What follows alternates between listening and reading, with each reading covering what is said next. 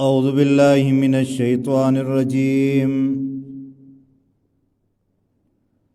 بسم الله الرحمن الرحيم. ليس عليكم جناح أن تبتغوا فضلا من ربكم فإذا أفضتم من عرفات فاذكروا الله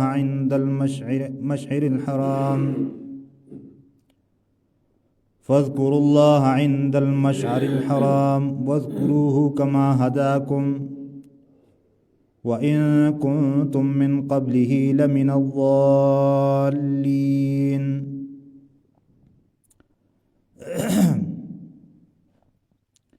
ان آیات کے اندر بھی حج کا ذکر ہے اور کفار کے اوپر، قریش مکہ کے اوپر ایک رد ہے، اور یہ حج کا سلسلہ چل رہا ہے۔ پہلے حدیبیہ کا مقام اور اس کا ذکر، اس کی طرف اشارہ تھا، اور اس میں شرائط ایسے طے ہوئے کہ پریشان تھے صحابہ کرام، یہاں تک کہ اللہ کے نبی صلی اللہ علیہ وسلم نے 3 دفعہ حکم دیا کہ سر کے بال منڈواؤ اور حلال ہو جاؤ، لیکن کوئی بھی تیار نہیں تھا۔ تو آپ صلی اللہ علیہ وسلم پریشان تھے، تو حضرت ام سلمہ رضی اللہ تعالی عنہ کے سامنے اللہ کے نبی صلی اللہ علیہ وسلم نے بطور شکایت یہ ذکر کیا۔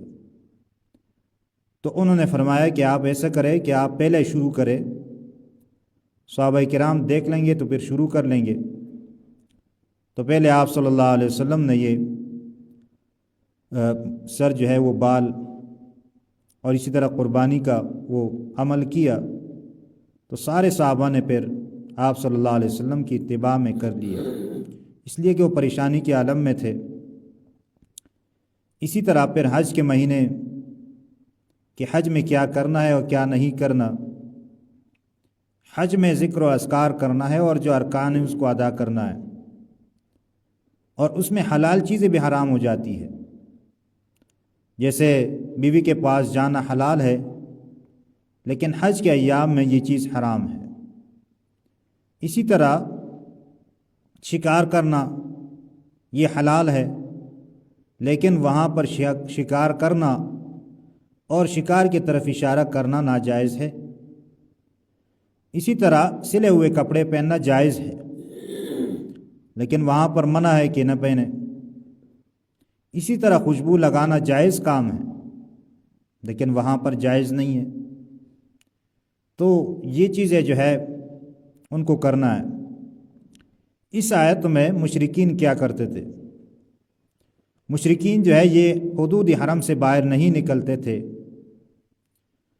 یعنی مزدلفہ میں جا کر ٹھہر جاتے تھے اور عرفات نہیں جاتے تھے۔ اس کی وجہ یہ ہے کہ عرفات جو ہے یہ حدود حرم سے باہر ہے، منا اور مزدلفہ جو ہے یہ حرم کے اندر آتا ہے۔ تو انہوں نے کہا کہ ہم چونکہ خدمت کر رہے ہیں بیت اللہ کی، تو لہٰذا ہم نہیں جاتے، اور جو غریب لوگ ہوتے تھے، عام لوگ ہوتے تھے، ان کو کہا تھا کہ آپ جو ہے عرفات جائیں۔ تو اسلام نے اس کے اوپر رد کر دیا۔ قرآن نے کہا کہ جس طرح اور لوگ جاتے ہیں تمہیں بھی جانا چاہیے، اور یہ لازمی ہے، کیونکہ یہ ارکان میں سے عرفات جو ہے وہ وہاں پر وقوف یہ لازم ہے، کوئی نہیں کرے گا تو اس کا حج نہیں ہوگا، تو یہ لازم ارکان میں سے تو یہ کرنا ہے۔ وہ چونکہ اپنے آپ کو بڑے سمجھتے تھے، لیکن اسلام نے آ کر جو ہے وہ سب چیزوں کو ختم کر دیا، اور کسی اوپر فضیلت اور فوقیت نہیں ہے۔ آخری حج کے موقع پر آپ صلی اللہ علیہ وسلم نے خطبے میں فرمایا کہ کسی اعجمی کو یا کسی عربی کو اعجمی پر کوئی فضیلت نہیں ہے، اور اسی طرح گورے کو کالے پر کوئی فضیلت حاصل نہیں ہے، اصل چیز تقوی ہے۔ اور قرآن میں بھی اللہ نے فرمایا ان اکرمکم عند اللہ اتقاکم، تم میں بہترین اللہ کے ہاں وہ ہے جو متقی ہو، تقوی دار ہو۔ یہ نہیں ہے کہ آپ جتنے بھی ڈگریاں حاصل کرے، آپ زندگی بھر جو ہے وہ دین کے لیے وقف کرے، لیکن آپ کے معاملات درست نہیں ہیں تو آپ کا گھومنا اور سیکھنا فضول ہے۔ قرآن میں اللہ نے یہود کے علماء کی تشبیہ دی ہے گدھے کے ساتھ، کمثل الحمار یحمل اسفارا، کہ اس کی مثال گدھے کی ہے کہ یہ بوجھ اٹھاتا ہے۔ تو یہود کے علماء نے بہت علم حاصل کیا تھا اور ان کے پاس بہت علم تھا، تو ان کی مثال دی گئی ہے گدھے کے ساتھ۔ تو جو عام مسلمان ہوگا اور دین کے اوپر عمل نہیں کرے گا تو اس کی مثال کس کے ساتھ دی جائے گی؟ قرآن میں فرمایا کہ بل ہم اضل، کہ یہ جانور سے بھی گیا گزرا ہے، اس لیے کہ عمل نہیں ہے۔ اصل چیز عمل ہے، اور مال اور ظاہری اسباب اور علم یہ کوئی کمال کی چیز نہیں ہے، اصل چیز عمل ہے۔ اللہ اکبر۔ اور خوبصورتی کو اسلام میں نہیں دیکھا جاتا۔ اللہ کے نبی صلی اللہ علیہ وسلم نے فرمایا ان اللہ لا ينظر الى صورکم واموالکم، کہ اللہ تمہاری شکلوں کو اور تمہارے مال کو نہیں دیکھتا، ولکن ينظر الى قلوبکم واعمالکم، لیکن اللہ دیکھتا ہے تمہارے دلوں کو اور دیکھتا ہے تمہارے اعمال کو۔ تو اعمال اصل چیز ہے اور دل اللہ کے ساتھ مضبوط ہونا چاہیے۔ ایک عالم بیان کر رہا تھا، ایک چرواہا تھا، وہ سن رہا تھا، تو عالم نے کہا کہ جو بسم اللہ پڑھے گا اخلاص کے ساتھ تو وہ سمندر کے اوپر پار ہو جائے گا۔ تو وہ جو چرواہا تھا وہ بکریاں چرا رہا تھا اور سامنے سمندر، اور سمندر کے اس پار بہت جو ہے وہ چارہ تھا، کیونکہ وہاں جانے کے لیے راستہ نہیں تھا، تو بہت بہترین قسم کا جو ہے وہ چارہ تھا بکریوں کے لیے۔ تو اس نے کہا یہ تو آسان کام ہے، بسم اللہ پڑھ کے چلا گیا اور وہاں بکریوں کے لیے جو انتظام کرنا تھا وہ کر کے واپس آیا۔ اسی طرح یہ بات مشہور ہو گئی۔ اب جس نے یہ بات کی تھی اس نے کہا مجھے تو بہت سارے علوم میرے پاس ہے، لہٰذا میں تو آسانی کے ساتھ گزر جاؤں گا۔ تو وہ جا کے جو ہے وہ بسم اللہ پڑھ رہے اور پاؤں پانی میں رکھ رہے، وہ اندر جا رہے، تو اخلاص نہیں تھا، اللہ کے اوپر توکل اس چرواہے کا تھا، تو اس درجے کا اس عالم کا نہیں تھا، تو اس لیے وہ جو ہے وہ ناکام ہوا، وہ پار نہ ہو سکا۔ اس لیے اصل چیز ہے معاملات اور اعمال، کہ جتنا سیکھا ہے اس کے اوپر عمل کتنا ہے۔ جو عمل نہیں کرتا تو اس کا علم جو ہے وہ فضول ہے، اس لیے کہ اسے کوئی فائدہ حاصل نہیں ہوتا۔ اور اس کی مثال ایسی ہے جیسے ایک درخت ہے اور درخت کے اندر پھل نہیں ہے، تو اسی طرح علم ہے لیکن عمل نہیں ہے، اور باعمل اور باعلم کا جو علم پر عمل کرتا ہے اس کی مثال اس درخت کی ہے جس کے اوپر پھل ہو، یعنی درخت بھی ہے اور پھل بھی ہے، تو یہ مثال ہے۔ تو اس لیے اصل چیز عمل ہے، اور عمل کے لیے علم ضروری ہے، تو علم جو ہے وہ سیکھنا ضروری ہے۔ یہ نہیں ہے کہ ہم جو ہے وہ دین سیکھے اور اس طرح سال میں چلہ لگائے، مہینے میں سروزہ لگائے، 24 گھنٹوں میں ایک دن جو ہے وہ شب جمعے کے لیے نکالے، لیکن ہمارے معاملات درست نہ ہو تو اس کا کوئی فائدہ نہیں ہے، اور اس سے پھر لوگ جو ہے متنفر ہو جاتے ہیں۔ ہمارے ہاں ایک امیر صاحب تھے، اس کا نام صنوبر تھا، ان کا انتقال ہوا ہے، اللہ مغفرت فرمائے۔ تو وہ جو ہے وہ تبلیغ میں بہت وقت لگاتا تھا، لیکن وہ معاملات میں درست نہیں تھا۔ تو اب جو ہے ہم والد صاحب کو کہتے ہیں کہ آپ تبلیغ کے لیے، جو بولے نہیں، مجھ سے جو ہے وہ صنوبر بن جائے گا، اس لیے کہ وہ سال میں اسی طرح 4 مہینے لگاتا تھا اور چلے لگاتا تھا اور سروزے، یہ بہت بڑا امیر صاحب تھا، لیکن اس کے معاملات درست نہیں تھے تو لوگ اس سے متنفر ہو گئے۔ اب میرے والد صاحب تبلیغ کے لیے نہیں جاتے، کہتے ہیں وہ مجھ سے وہ بن جائے گا۔ تو یہ چیزیں جب ہم نہیں کرتے تو لوگ جو ہے متنفر ہو جاتے ہیں کہ دیکھیں فلاں آدمی جو ہے وہ اس طرح کر رہا ہے۔ اور اس سے ایک اور غلطی ہو جاتی ہے، جب ایک امیر صاحب یا عالم صاحب یہ کرتا ہے تو لوگ سمجھتے ہیں کہ شاید یہ کام جائز ہو، تو لوگ جو ہے اس سے غلط فائدہ اٹھاتے ہیں اور غلطی میں مبتلا ہو جاتے ہیں۔ اس لیے اس چیز سے اپنے آپ کو دور رکھنا ہے، جتنا سیکھا ہے اس کے اوپر عمل کرنا ہے۔ جیسے صحابہ کرام، حضرت عمر رضی اللہ تعالیٰ عنہ نے سورہ بقرہ سیکھنے میں 12 سال لگائے، اس لیے کہ وہ جب آیت سیکھتے تھے اس کے اوپر عمل کرتے تھے۔ لیس علیکم جناح، نہیں ہے تمہارے اوپر کوئی گناہ، ان تبتغوا فضلا من ربکم، کہ تم تلاش کرو فضل اپنے رب کی طرف سے، یعنی کوئی حلال مزدوری کرنا چاہو تو یہ بھی کر سکتے ہو، یہ فضل ہے اللہ کا۔ وَإِذَا أَفَضْتُم مِّنْ عَرَفَاتٍ فَاذْكُرُوا اللَّهَ، جب تم اترو عرفات سے یا واپس آؤ عرفات سے، فَاذْكُرُوا اللَّهَ عِندَ الْمَشْعَرِ الْحَرَامِ، بس اللہ کو یاد کرو مشعر حرام کے پاس۔ یہ مشعر حرام ایک پہاڑی ہے جو مزدلفہ کے پاس ہے، اور وہاں پر ذکر و اذکار کیا جاتا ہے، تو وہاں پر اللہ کو یاد کرو۔ وَاذْكُرُوا كَمَا هَدَاكُمْ، اور اللہ کو یاد کرو اس طریقے سے جس طرح اللہ نے تمہیں ہدایت دی ہے۔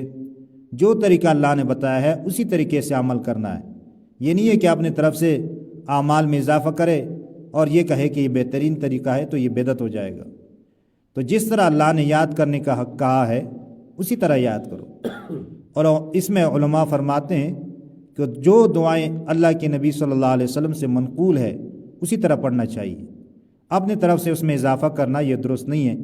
جیسے اللہم انت السلام و منک السلام، اور اس میں کچھ اور الفاظ ایڈ کر کے جو ہے پڑھتے ہیں، جبکہ یہ مختصر ہے اللہم انت السلام و منک السلام تبارکت یا ذی الجلال والاکرام۔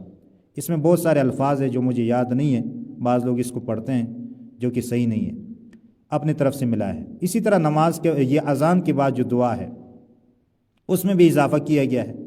اصل دعا ہے اللہم رب ھذہ الدعوۃ التامہ والصلاۃ القائمہ آت محمدا الوسیلۃ والفضیلۃ وابعثہ مقاما محمودا الذی وعدتہ انک لا تخلف الميعاد، یہ دعا ہے۔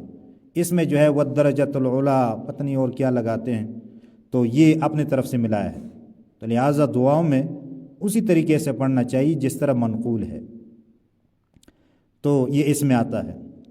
وَإِن كُنتُم مِّن قَبْلِهِ، اگرچہ تم تھے اس سے پہلے، لَمِنَ الضَّالِّينَ، ناواقفوں میں سے، تو ہر جگہ اسی اعتبار سے معنی نہیں کیا جاتا، گمراہ نہیں کریں گے، ناواقف کہیں گے۔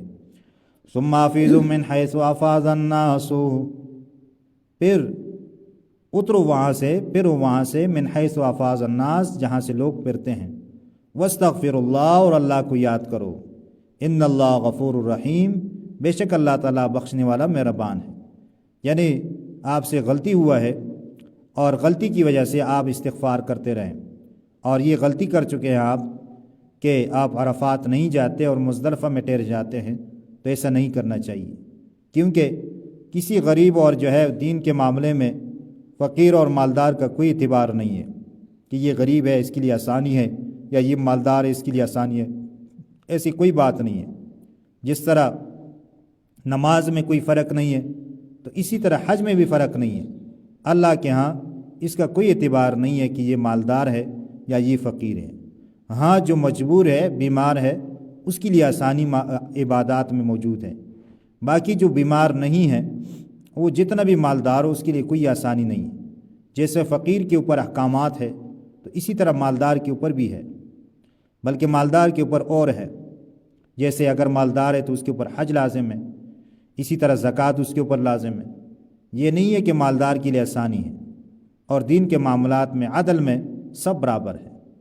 آپ صلی اللہ علیہ وسلم سے تذکرہ ہوا کہ کسی خاتون نے چوری کی ہے تو لہٰذا اس کا ہاتھ نہ کاٹا جائے، تو اللہ کے نبی صلی اللہ علیہ وسلم نے فرمایا کہ پہلے امتیں اسی وجہ سے ہلاک ہوئی ہے کہ اس میں جب مالدار جو ہے وہ چوری کرتا تھا تو وہ چھوڑ دیتے، اور کوئی غریب جو ہے وہ چوری کرتا تھا تو اس کے اوپر حد نافذ کرتے تھے، اس وجہ سے وہ لوگ تباہ ہوئے اور ہلاک ہوئے۔ یاد رکھو، سن لو، اگر بنت محمد حضرت فاطمہ چوری کرے گی تو میں اس کا بھی ہاتھ کاٹوں گا۔ تو کوئی جو ہے وہ اس میں فرق نہیں ہے کہ یہ مالدار ہے یا بڑے درجے کا ہے، اللہ کے ہاں تقویٰ کا اعتبار ہے۔ تو ان آیات میں اس کا ذکر تھا کہ مشرکین کا یہ عمل درست نہیں ہے، تو اس سے سبق ہے تمام مسلمانوں کے لیے کہ مسلمانوں یاد رکھو کہ اس طرح معاملات میں اپنے طرف سے کوئی چیزیں نہ بناؤ، چاہے وہ ذکر و اذکار کے حوالے سے ہو یا دینی حوالے سے ہو، کہ اپنے طرف سے عمل بنا کے اور پھر اس کو لازم کیا جاتا ہے۔ جیسے پہلے ہمارے اس علاقوں میں کیا کیا رسمیں تھیں، اور اس کو یوں سمجھا جاتا تھا کہ جیسے یہ کوئی دین کا حکم ہے۔ اب مردہ ہو جاتا تھا، کوئی مر جاتا تھا تو اس کے اوپر جو ہے وہ قرآن گھماتے تھے اور اس کو لازم سمجھتے تھے۔ اگر کوئی نہیں کرتا تھا تو کہتے تھے دیکھو اس نے اپنے مردے کے ساتھ ظلم کیا اور جو ہے اس کو بغیر اس کے دفنا دیے۔ اسی طرح اسقاط تقسیم کرتے تھے۔ اب ہمارے ہاں ایک آدمی تھا، ابھی ان کا انتقال ہو چکا ہے، تو اس کی بیوی مر گئی۔ اب یہ جو ہے وہ اسی قسم کا آدمی تھا۔ اب اس نے جو ہے نا سال بھر کے دیسی گھی جمع کی ہے، اب گھی جو ہے وہ خراب ہو چکی ہے۔ تو میرا بھائی جو ہے وہ واقعہ سنا رہا تھا کہ ہم گئے وہاں پہ، اس نے دعوت کی نا، سال کے بعد پتہ نہیں کتنا عرصے کے بعد دعوت کرتے ہیں، خیرات کرتے ہیں۔ تو یہ ساری چیزیں جو ہے وہ کہتے ہیں تیسرے دن جو ہے وہ کرتے ہیں، 11ویں دن جمعرات کو، سال کے بعد 40 دن کے بعد۔ یہ کہاں سے آیا؟ یہ قرآن و حدیث میں تو ہم نے نہیں پڑھا، اور نہ ہمیں صحابہ کی زندگی سے ملا، نہ آپ صلی اللہ علیہ وسلم کی زندگی سے ملا۔ تو یہ کہاں سے آیا؟ تو یہ پیٹ سے آیا ہوا ہے۔ اس کی دلیل کہاں ہے؟ کوئی دلیل نہیں ہے، پیٹ سے آیا ہوا۔ تو وہ بتا رہا تھا کہ ہم جب وہاں گئے، ہم نے 2-3 نوالے لیے تو اس نے گھی ڈالا۔ جب جیسے گھی ڈالا تو سارا کانا خراب ہو گیا۔ اب جو بھی آتا ہے وہ جب بیٹھتا ہے تو ایک نوالا لیتا ہے تو وہ خراب ہے تو اٹھ جاتے۔ تو لوگوں نے اس کو کہا کہ یہ گھی جو ہے وہ خراب ہے، لوگ کھانا نہیں کرے۔ بولے نہیں نہیں، یہ فرق ہو جائے گا، اب فرق نہیں کرنا ہے، سب کو ڈالتے جاؤ۔ تو وہ سارا کانا ایسا رہ گیا، خراب ہو گیا، لیکن کسی کے قسمت میں نہیں آیا۔ تو یہ کیوں؟ اس لیے کہ ہم نے اپنے طرف سے دین بنایا ہے، اور دین وہ علماء سے تو سیکھتے نہیں ہیں، قرآن میں پڑھتے نہیں ہیں، حدیث میں پڑھتا نہیں ہے۔ تو آج کل جو ہے ہر کوئی جو ہے وہ اردو پڑھ سکتا ہے، تو دیکھے اگر آپ کو شرم آتی ہے، آپ کسی عالم سے نہیں پوچھ سکتا، تو قرآن اٹھا کے دیکھے کہ قرآن میں اس معاملے میں کیا حکم ہے۔ اسی طرح حدیث میں دیکھیں کہ حدیث میں اس حوالے سے کیا لکھا ہے۔ اسی طرح فقہائے کرام نے قرآن و حدیث سے کیا نکالا ہے وہ دیکھیں۔ اس میں آپ کو ایک چیز ملتی ہے، اس کے اوپر عمل کرے، نہیں ملتی اس کو چھوڑ دیں۔ 100 جو ہے لاکھ بار جو لوگ کہیں کہ اس طرح کرنا ہے، آپ نہ کریں، اس لیے کہ وہ دین کا حصہ نہیں ہے۔ اور اگر آپ کسی کام کو دین کا حصہ سمجھ کے کرتا ہے تو آپ گناہگار ہو جائیں گے، اور اس طرح یہ عمل گمراہی ہے، اور گمراہ آدمی کہاں جائے گا؟ وہ جہنم میں جائے گا۔ حدیث میں بھی ہے کہ جو اپنے طرف سے اس دین میں اضافہ کرے گا تو وہ رد ہے، اور اسی طرح دین کے اندر چیزوں کو ایجاد کرنا یہ گمراہی ہے، اور گمراہی فی النار، جہنم میں ہے۔ بس اللہ تعالی ہم سب کو قرآن صحیح طریقے سے پڑھنے اور اس کو سمجھنے اور اس پر عمل کرنے کی توفیق عطا فرمائے، آمین۔